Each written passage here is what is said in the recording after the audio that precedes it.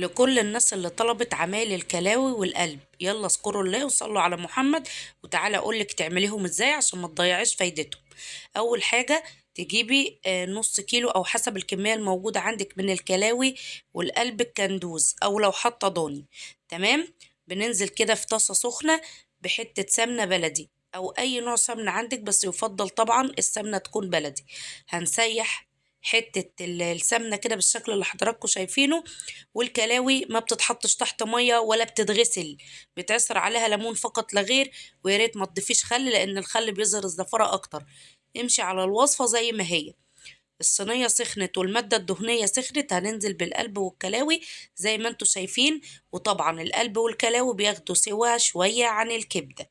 تمام. هم اي نعم طالما الحاجة بتاعتك من مكان مضمون وصغيرة يبقى مش هتاخد سوا كتير، ولكن هم شداد سنة بسيطة عن الكبدة.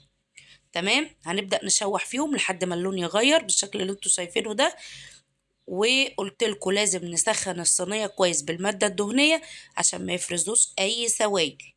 تمام. هنشوحهم كده بالشكل اللي حضراتكم شايفينه لحد ما يغيروا لونهم. وفي الحالة دي بكون محضرة معلقة كبيرة من الثوم المفروم لكل نص كيلو من الكلاوي والقلب. تمام.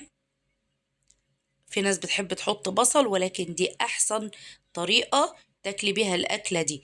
بعد كده هننزل بالمعلقة الكبيرة من الثوم المفروم، هبدأ أشوح فيها بالشكل اللي حضراتكم شايفينه ده. ونشوح بقى الكبدة قصدي القلب والكلاوي بتوعنا بمعلقة التوم اللي حطيناها. يعني ما بنحطش حاجات كتير، هو التوم والسمنة فقط لا غير. وكمان هنضيف التوابل، هنحط فلفل اسود بالشكل اللي حضراتكم شايفينه ده وشوية الملح فقط. تمام. بعد كده بقى بصوا بقى بتدي لونها اتغير معايا وابتدت تستوي. بصوا انا هنا بعمل تركاية خفيفة للناس اللي بتبقى عايزة ليها صوص شوية. ممكن تضيفي عليها، هنا ده كنت بضيف الملح، ممكن تضيفي ربع كوباية من المية المغلية لو انت حابة ان يكون لها صوص يتغمس، مش حباها ناشفة. يعني بيبقى لها الصوص منها فيها، ولكن انت لو حابة يبقى لها صوص زيادة شوية بتضيفي ربع كوباية من المية المغلية. وضروري تكون مغلية، مينفعش تكون باردة من الحنفية. تمام. عشان يبقى الناس اللي بتحب ان هي يبقى ليها صوص بس كده مش اكتر تسويها فيه.